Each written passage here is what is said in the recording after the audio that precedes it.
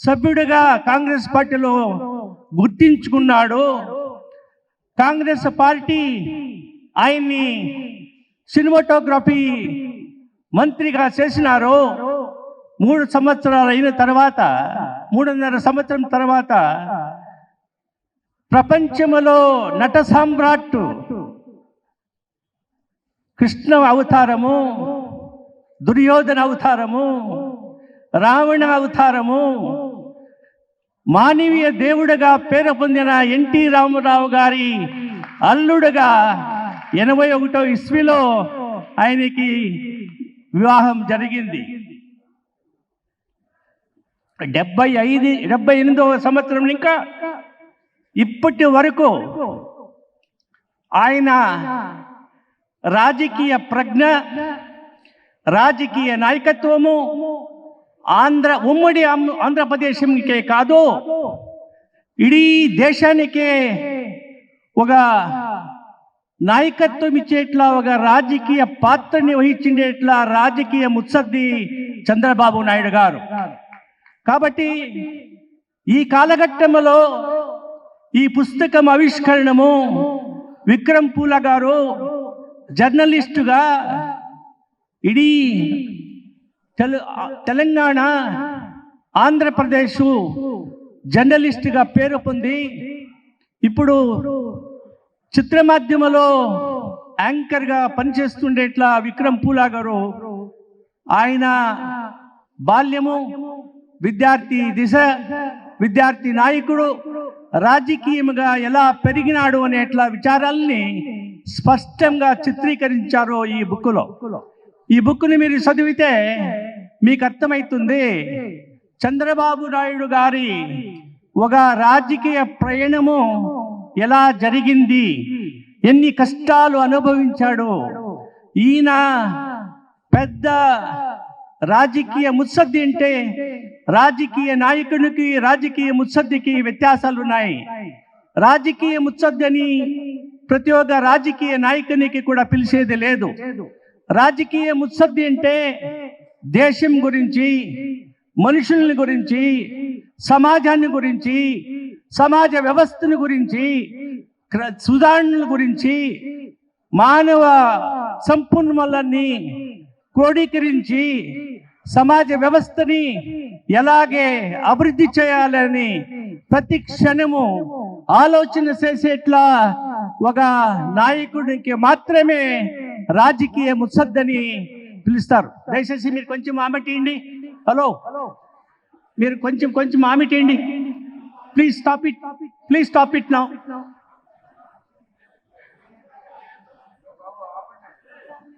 Please stop it. కాబట్టి ఈ పుస్తకాన్ని ప్రతి ఒక్కరూ, ప్రతి ఒక్క ప్రజ, ఆంధ్రప్రదేశంలో ఉండేవాళ్ళు ఇది చూడాలి, చదవాలి, విషయాల్ని తెలుసుకోవాలి. చంద్రబాబు నాయుడు గారు ఈ దేశం రాష్ట్రం, ఈ ఉమ్మడి ఆంధ్రప్రదేశ్లో ముఖ్యమంత్రిగా ఇక్కడ విభజ్యమైన తర్వాత ఆంధ్రప్రదేశ్ ముఖ్యమంత్రిగా 2014 ఇంకా 2019 ఇస్వీ వరకు ముఖ్యమంత్రిగా పనిచేసి ఆడళితము, ప్రజాన్యానికి, ప్రజాతంత్రములో నమ్మకం పెట్టుకొని జనాల అభివృద్ధి కోసము, రైతుల అభివృద్ధి కోసము, యువకుల అభివృద్ధి కోసము, విద్యార్థుల అభివృద్ధి కోసము పాటుపడిండేట్లా వ్యక్తి చంద్రబాబు నాయుడు గారు. కాబట్టి ఇప్పుడు చంద్రబాబు నాయుడు గారు అంటే ఒక రాజకీయ ముత్సద్ది ఎలా అని మేము పిలుస్తామంటే, పిలాలంటే రాజకీయ వ్యవస్థని ఇడీ భారతదేశంలో ఈయన పాత్ర చాలా అమోఘమైనట్లా అనేది అనే విచారాన్ని చెప్పితే తప్పు కాదు. ఎందుకంటే 1996 ఇస్వీలో అప్పుడు పార్టీలు మెజారిటీగా లేకుండా ఉన్నప్పుడు దేవేగౌడ నా రాజ్యము ప్రధానమంత్రి అయినప్పుడు ఆయన మరియు left parties, communist party of India, communist party of Marxist వీళ్ళందరూ చేరుకొని దేవేగౌడ్ని ముఖ్యమంత్రి చేసినట్లా ఒక ఇది పేరు కీర్తి చంద్రబాబు నాయుడు గారికి. ఆ తర్వాత దేవేగౌడ్ గారు ప్రధానమంత్రి అయిని దిగి వచ్చిన ఇంకా ఐకే గుజరాల్ని కూడా ప్రధానమంత్రి చేసినట్లు ఒక కీర్తి చంద్రబాబు నాయుడు గారికి. అదైన తర్వాత ఇక్కడిని ఇంకా విమర్శి అక్కడ ఎన్డీఏ పార్టీకి పోయి వాజ్పేయి ప్రధానమంత్రి కూడా చేసింది కారణీపుత్రుడు చంద్రబాబు నాయుడు గారు.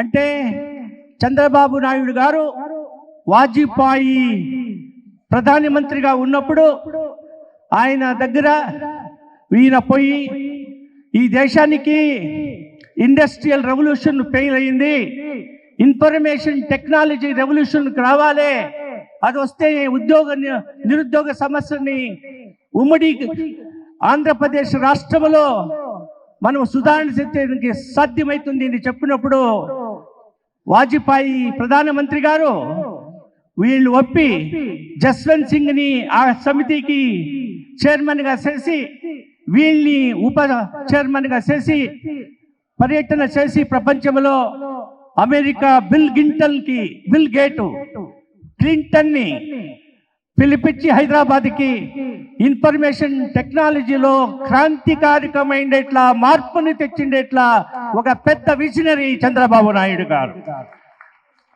మిత్రులారా, మీరంతా చూసినారు 3 నెలల వెనుక యా మాదిరి ఇన్ఫర్మేషన్ టెక్నాలజీ ఇంజనీర్లు హైదరాబాద్ నగరంలో లాల్ బహదూర్ శాస్త్రి క్రీడాంగంలో లక్షాంతర జనము చేరి వాళ్ళు మీకు మా అన్నం ఇచ్చిండే ఇట్లా చంద్రబాబు నాయుడు కష్ట పరిస్థితుల్లో ఉన్నాడు, జైలు వాసంలో ఉన్నారు, మీకు తోడుగా మేము ఉంటామని లక్షాంతర జనాలు ఉండింది సంపాదన చేసిండేట్లా ఒక శక్తి, ఒక నాయకత్వము ఒప్పిండేట్లా యువతులు మీరు చూసినారు.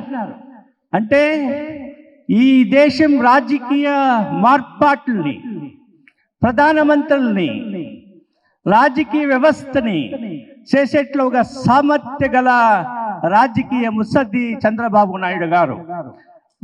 బంధువులారా, అంతేకాదు నేను చెప్పినాను హరిజన గిరిజనులకు వాళ్ళు ఒక